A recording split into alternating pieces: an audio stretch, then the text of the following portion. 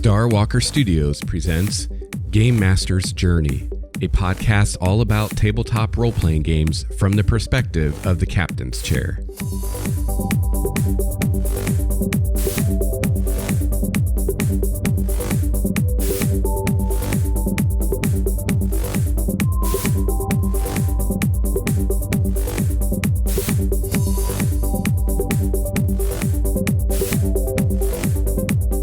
Greetings, gamer, and welcome to Game Master's Journey, a podcast all about tabletop role-playing games from the perspective of the captain's chair.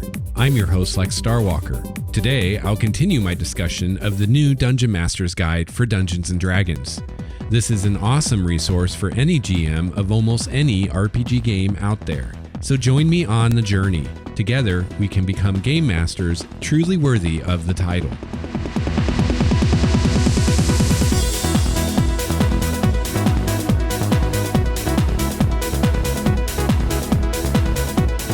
Hello, listener and fellow GM and or player. Welcome to the 11th episode of Game Master's Journey. I'm Lex Starwalker, and I am transmitting this message from the Obsidian Monolith somewhere outside time and space. So in episode 9, I started talking about the new Dungeon Master's Guide for the new Dungeons & Dragons and talking about how I really love this book and I'm finding it very useful and helpful as a DM in preparing for games and while running games, not just Dungeons & Dragons. I use it in Numenera, which I'm running right now. Last week, I got up through Chapter 4, so this week I am continuing on with Chapter 5. I'm not going to cover the whole book. After the first two parts of the book, we start getting more into topics that are very specific to D&D, so I will leave it up to you to go check that out if you're a dungeon master of the new edition or if you're wanting to check it out. But for this show, I want to mainly just talk about things that are more relevant across the board, which I think that the first couple parts of this book definitely are, which that is not to say that you won't be able to get value from the rest of the book if you're playing another game. Just it's more and more going to depend what game you're playing. Besides, at this rate, if I did the whole book, it would take I don't know how many episodes, and I don't think people are down for that. So if you're liking this and you want to hear more about the DMG, if you want to hear about the chapters I'm not going to cover, or if you want to hear more about the chapters I did cover, let me know. But yeah, I am always looking for feedback. So if you want more of a certain thing or a certain topic, let me know. I'm trying to make this show relevant to people who play different games. But if I've got an overwhelming number of people that want to hear more about the DMG, then I will talk about it. So Chapter 5 is Adventure Environments. This is another part of the book that I think will be very useful to you no matter what game you play, especially, again, if you're playing a fantasy-flavored game of some kind. So we start out with a section on building a dungeon, and guess what? You may not be surprised if you listen to episode 9. More tables, helpful tables. I love these tables. So we have a table for dungeon location. Where is this dungeon that you're going to explore? And again, if this is Numenera, it's a Numenera facility. I mean, Numenera is very much a dungeon crawl game anyway, so we just don't call them dungeons. So again, you know, you can be creative and use this in other things. So a couple examples from the table for location is maybe in a swamp or beneath the top of a mesa. And then we also have a table of weirder locations, which would be great for Numenera. And one of those is floating on the sea or maybe inside a volcano. There you go. Who is the creator of this dungeon, or what was the creator of this dungeon? And we have a table for that. Anything from elves to dwarves to aberrations. Maybe a beholder made it. Who knows? But you can figure it out with this table. Cults and religious groups. So here's a table of various types of cults and religious groups that might be using or have used this dungeon. A table for NPC alignment and class if you're going into detail on who the creator of the dungeon is. And then we have a table for the purpose of the dungeon. And a few examples of what that purpose may be is maybe this dungeon was designed as a death trap and it's just meant to kill whoever is stupid enough to go inside. Maybe it's a maze, or maybe it's a lair for something. We have a table for dungeon history, which is, the history of the dungeon, duh. But, what's happened recently or in the past with this dungeon. So maybe it was abandoned due to a plague, or maybe it's been overrun by planar creatures.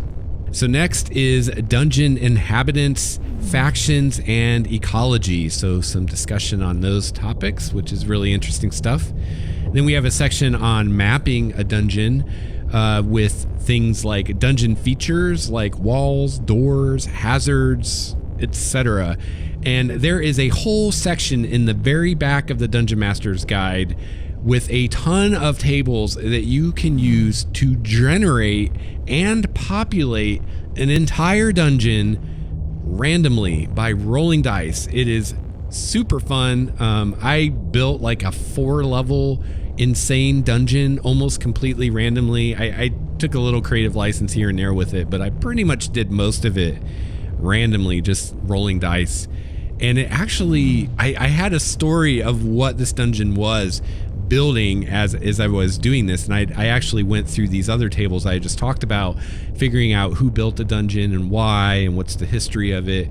And by the time I went through all that and I went through creating it randomly, like I'm actually going to use this dungeon in the first adventure in my new world when I'm done creating it, because it's awesome. And I came up with all these really cool ideas about what this dungeon was, who built it and why, and the history of it and all kinds of stuff.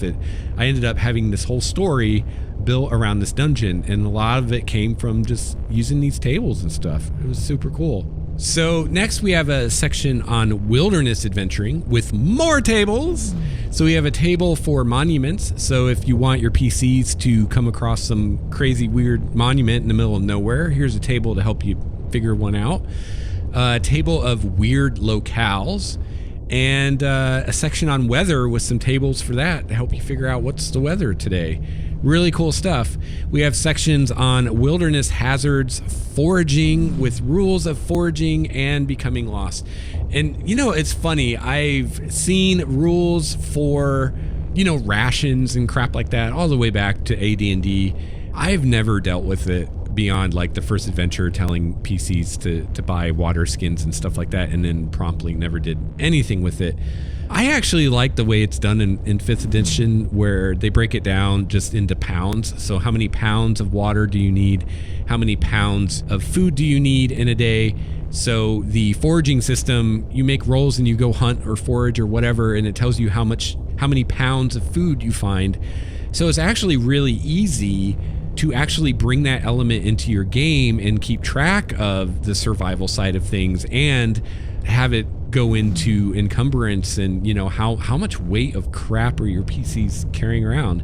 So it's pretty cool, and I think I'm going to actually start using it, because one thing that just annoys me about fantasy games is how we just gloss over the whole survival side of it, and how you travel all over the world and like you always have food, you always have water, it's never a problem. Nobody ever thinks about, oh, did I bring food for my horse to eat? Do you have any idea how much food horses eat in a day? And like, you would need a wagon for food for your horse. I mean, you can't, your horse can't survive by grazing if you're riding it all day, right? It needs to graze all day if it's going to do that. So that's always annoyed me. I really like verisimilitude, and I think that kind of stuff can actually add a lot of fun as well as realism to your game. If the PCs need to think about that, oh, we're going on this big trek in the mountains, we better make sure we bring enough food and water and food for the horses and things like that, so we don't end up on top of a mountain in a blizzard and we're fucked because we have no supplies. In this edition, it's the first time that I think that the rules are straightforward enough that you can actually do that without it becoming a huge pain in your ass, and just having it be this kind of fun element to bring in, which I think is really cool. So we also have rules on becoming lost and navigating and things like that. Now we have a section on settlements with more tables. So when you're working on a settlement for your campaign, and that's another thing, not only are all these tables great when you're planning a game for making NPCs and dungeons and settlements and all this stuff, they're also really great during play. If your PCs go talk to some random person that you didn't anticipate they'd talk to, and you blank on, what is this NPC like, or you need some help, you can whip out the DMG and start rolling on these tables or picking things from the tables, and you can have a very well fleshed out NPC in a matter of seconds. So let's say they go to some town that's just a spot on your map. You don't know anything about it and you didn't expect them to go there, but they do. Well, you can figure this out really quick. So what are the race relations in the town? Hey, there's a table for that. So here's a couple examples. Maybe all the races exist in harmony. It could happen. This is fantasy, right? There's a fantasy for you. All the races exist in harmony and they all love each other. Or perhaps the racial majority in the town are conquerors and have enslaved everybody else. So there's two possibilities. The ruler status. What's the deal with the ruler of the town, whether it's the mayor or baron or whatever? You can figure that out. Maybe he's refected. Maybe he's respected. Or maybe she is a feared tyrant. Those are a couple examples.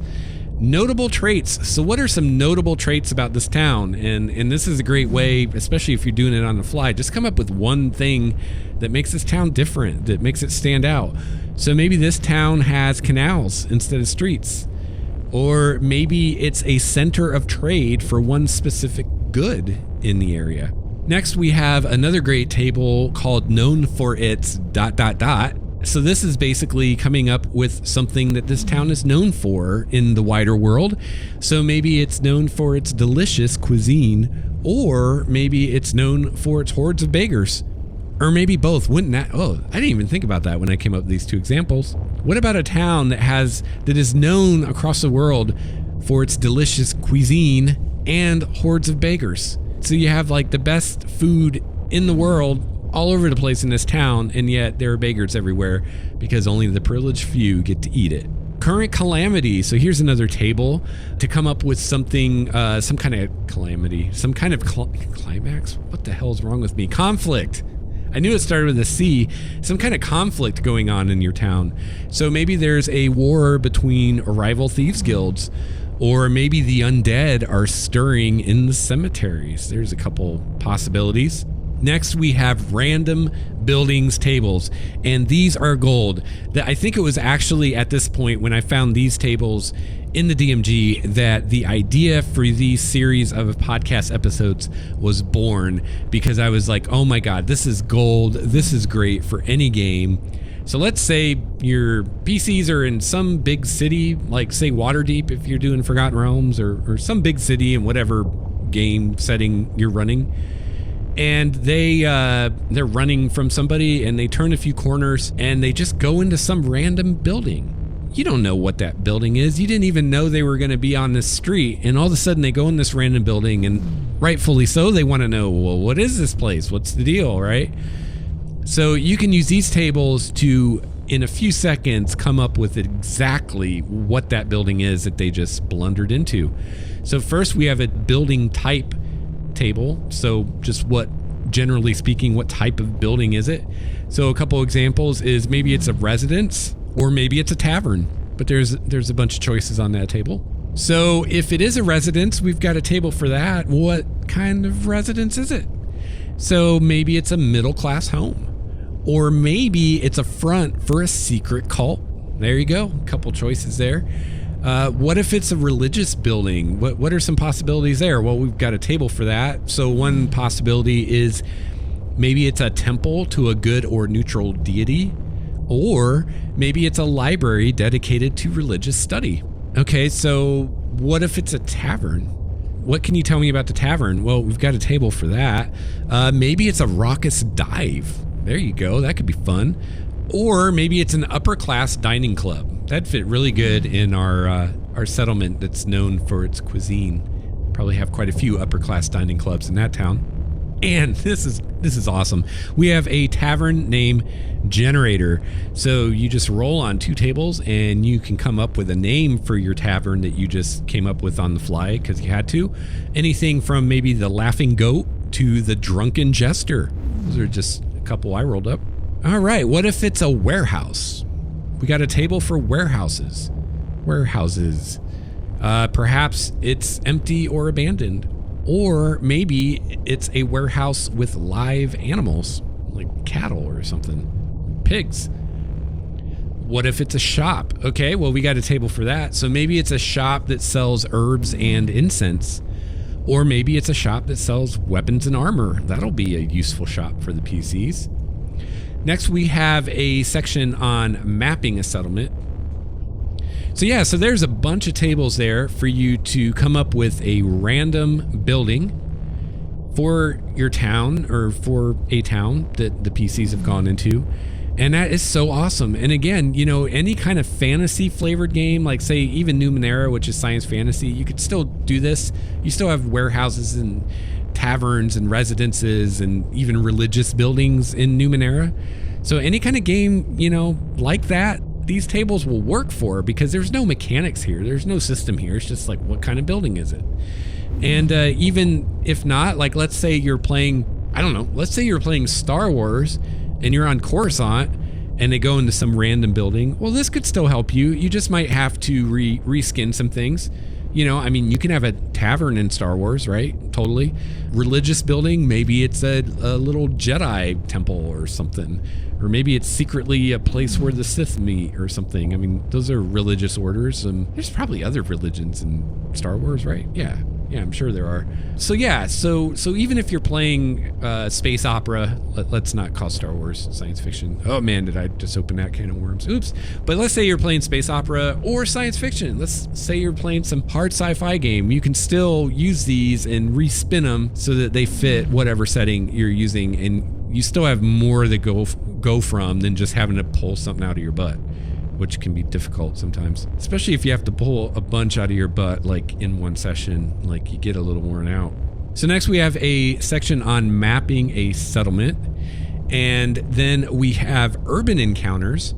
So here we have tips on making your own urban encounter tables as well as some example tables for us. So we have law and order, trials, sentences discussed. So, what happens if your PCs get mixed up with the wrong side of the law. And as I said, we have a random urban encounters table, which is not just you get mugged or something like that. Like there's all kinds of crazy stuff on there, like animals on the loose, like some kind of animals are running through the town, like maybe someone's horses got loose or something. Or you find a trinket in the street, all kinds of stuff. Next, we have unusual environments encounter tables. So we've got some tables and guidelines for unusual environments like underwater, on the sea, up in the sky, and things like that. Next, we have a whole section on traps, how to build traps yourself, and then a bunch of sample traps. So this is another thing that I really like about kind of the philosophy of the new D&D is, instead of saying, here's a bunch of traps and there you go, this is much more, here's how you as a DM design a trap. Here are the different tools you use to design a trap. And here's a list of some that we've done as examples. But it's very much, this is just the tip of the iceberg of what you can do with traps in this game. So how to build a trap. First, you have your trap danger, which is basically how dangerous is this trap going to be to the PCs. And the danger levels are set back. The trap's just kind of a setback. It's not really dangerous. It's more of an annoyance. Or maybe it causes the PCs to spend some resources. Dangerous. It's going to do some damage, and it's dangerous and deadly. Someone might die. So those are the 3 levels. And so there's a chart where you look at what level your PCs are, and then it will give you an associated save DC and attack bonus for a trap for that level, whether you want the trap to be a setback, dangerous, or deadly. So if you're like, my PCs are level 5 and I want to throw a deadly trap at them, well, here's suggested save DC for the trap and the attack bonus of the trap if it does damage. Next, we have a chart for damage severity by level and tier. So again, we're using this tier system with level ranges, which I really like. So, we've got tier 1, levels 1 through 4, tier 2, levels 5 through 10, tier 3, levels 11 through 16, and tier 4, levels 17 through 20. And then again, we have traps that are setbacks, dangerous, and deadly. So you just cross-index the chart. So let's say your party's level 5. You want to throw that deadly trap at them. It'll tell you how much damage that trap should do. And then again, we have a bunch of sample traps given here for you that are already made. Everything from a collapsing roof to a sphere of annihilation. And another thing that's really cool about these traps that I like in here, I have a feeling the first edition Dungeon Master's Guide might have been like this. I'm not sure. I was not allowed to read it because I was not a DM. I was playing for a guy running first edition and he wouldn't let me read the DMG. But I know second edition and I know third edition did not have this, and I really like it, which is, when it's telling you about one of these sample traps and it's like, here's the DC to detect it and disarm it and all that stuff, which by the way is usually 2 rolls. It's usually an intelligence investigation roll to find the trap, and then it's your roll with your thieves tool to disable it. So that's pretty cool. So you might have your wizard maybe is really good at investigation and he finds the traps and then the rogue deals with them, which is pretty cool. So not only does it just give you the mechanics of, here's the roll you need to make to disable the trap, but it tells you from a role-playing perspective, like how you disarm the trap. So let's say you have a dart trap where you step on a pressure plate and it shoots darts at you. It might say something like, to disable this trap, you slide a knife or something under the edge of the pressure plate and jam it. And the cool thing about that is, first of all, as a DM, it helps you, if the players are going to disarm a trap, to kind of be able to describe how that happens and how that works and how they actually do it, instead of just being lame and saying you disarmed a trap. You can actually story tell it and say, well, this is what you do, or maybe the player can do that. But the other cool thing is, and something I really like, that seems to be kind of a philosophy, especially behind this edition, is that it shouldn't always have to come down to a roll, right? The roll's kind of like your fallback if the role playing doesn't work. You don't start with the role, you start with the role playing. So if your characters or your player characters or your players role play, hey, we found this pressure plate, and the player's like, well, I'm going to use my dagger and wedge it under there and jam it, and basically describes how he's going to disable this trap, and it's actually correct, or it will work, because this is not to say that there's only one way to disable a trap. If they come up with something that sounds like it would work, you should let it work, right? And you can either just say, okay, cool, awesome, you figured it out, and you don't even have to roll because you did it right. Or you might say, well, it's still kind of tricky because you could accidentally trigger the trap when you're trying to wedge your knife under there. So I'm gonna still make you roll, but I'm gonna make the DC lower because you role played and you told me exactly what you're doing. So, it's an easier roll than if you're just like, I disarmed a trap and you have no fucking clue what you're doing, right? So that's awesome. I really like that. All right, so next we have Chapter 6, and Chapter 6 is called Between Adventures. And this chapter goes into connecting adventures together as well as downtime activities. And again, there's a lot of useful stuff here for any game that you run. So we're given, in the player's handbook, we're given some downtime activities, things that your players can do in between adventures, like crafting items and learning new languages, learning new tool proficiencies, and stuff like that. So this gives you some more activities in addition to those that they can do. Things like building a stronghold, crafting magical items, running a business, gaining renown, performing sacred rites, selling magic items, sowing rumors, and training to gain levels. So the training to gain levels is for if you're one of those DMs and you like verisimilitude and you don't like the idea of just magically now you're better at everything and you want them to actually have to train to gain a level, So that can be a downtime activity if you do it that way. Also, there is a table here for the best downtime activity of them all, carousing. Yes, I'm talking about carousing. What great fun. So you roll on this table, you roll a D100, you add your character's level, and the results will tell you how your night of carousing goes. And you could get results from anything from getting yourself jailed for a day or a few days for disorderly conduct, or even becoming involved in a romance. How cool is that? All right, and chapter 7 is treasure. So of course we have our treasure tables here for coming up with treasures for your monsters and whatnot, as well as magic items and artifacts. We have some variant rules for mixing potions and scroll mishaps that are a lot of fun, and I think are something that maybe came from first edition. Very fun stuff. And we also have some really cool tables in this chapter to help you make your magic items meaningful. So no more generic plus whatever items like from third edition. No more just +2 swords, whatever. Magic items are so boring in third edition. No, magic items are cool again. They are plot devices and characters of their own right again, as they should be. So we have a whole bunch of tables here that you can use for something as lowly as a +1 dagger to make it cool. So when you give this +1 dagger to your player, he's not like, oh, okay, well, that's nice, I guess. He's like, whoa, this thing is cool. Okay, so first we've got a table for who created it or who was intended to use it. And so this could be anything from an aberration. It was created by an aberration, or it was intended to be used by aberrations, or a dragon, or a celestial, or an elf, or a dwarf, whatever, all kinds of stuff. And, you know, there are things associated. So sword made by an elf is going to be different than a sword made by a dwarf, which is going to be different than a sword made by a giant, right? Or a dragon. A detail from its history, we've got a table for that. So a couple examples from that table is maybe a great hero once used this item, or maybe the item is linked to a deed of great evil. And there's actually more to these.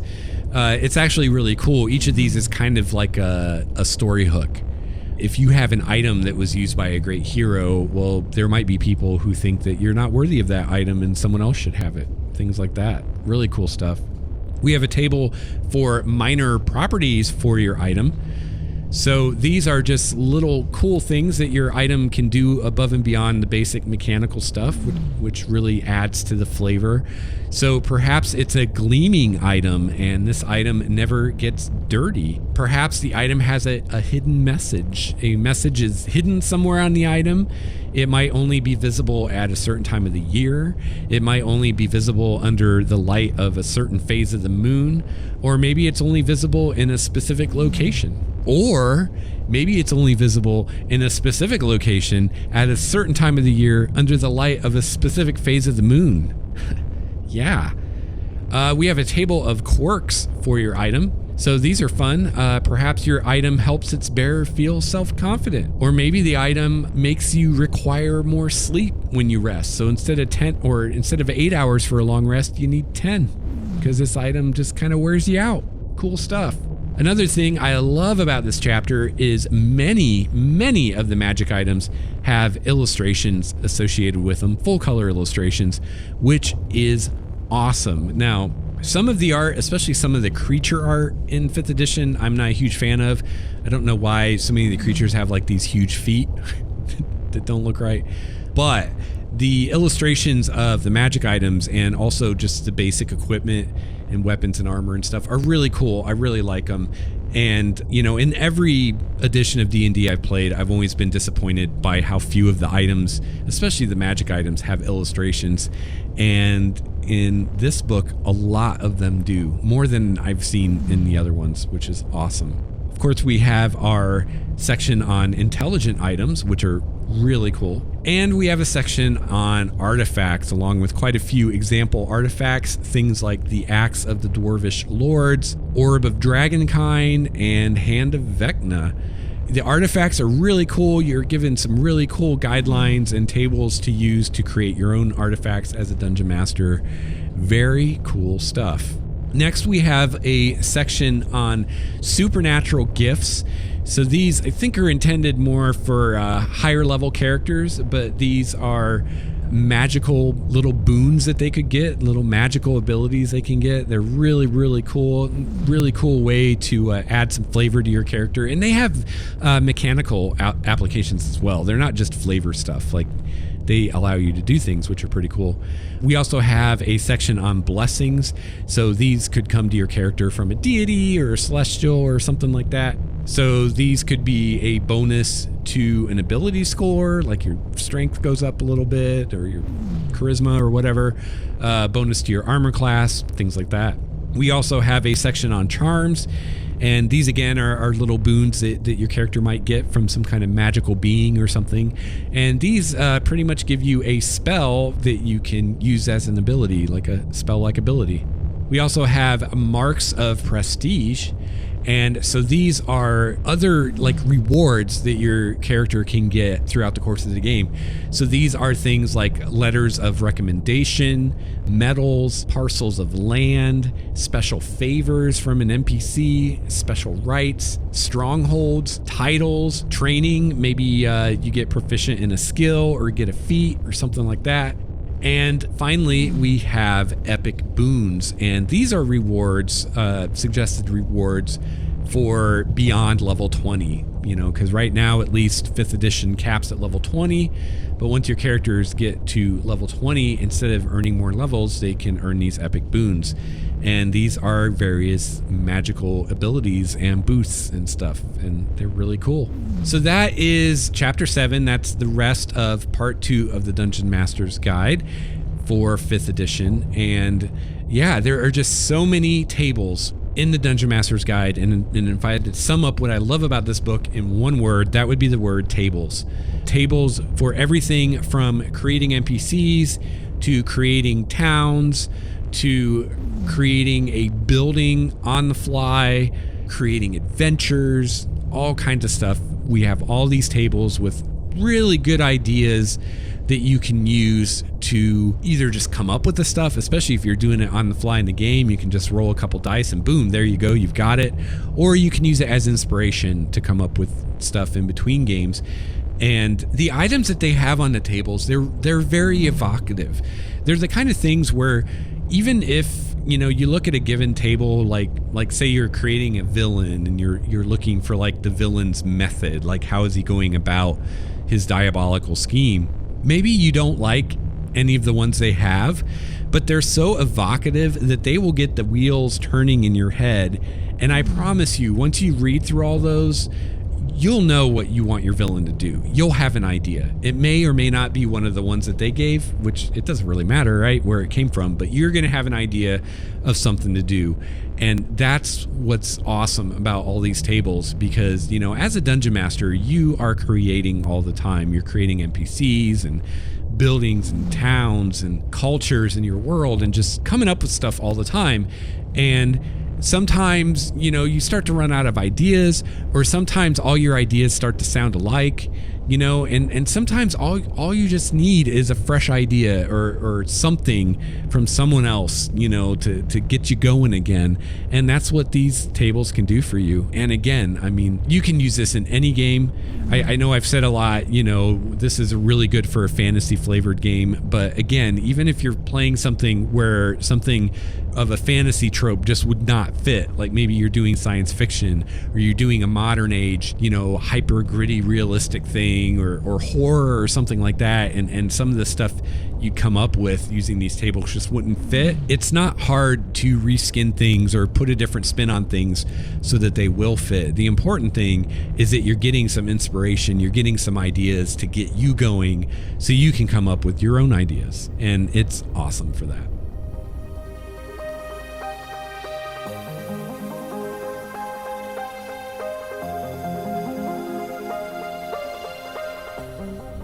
All right, well, that is going to wrap up the 11th episode of Game Master's Journey.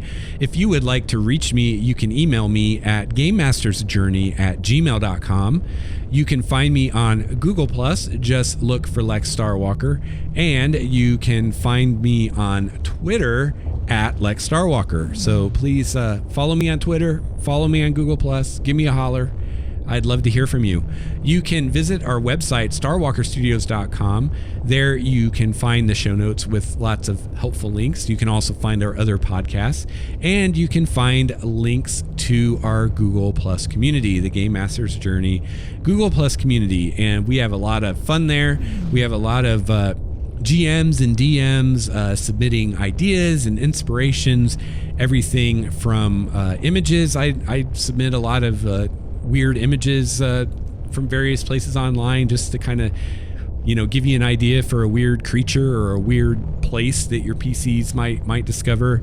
A gentleman named Mark Plord does weekly story seeds where he'll have some image and kind of get you started with a story idea involving that image. A lot of great stuff on the community. Definitely check it out.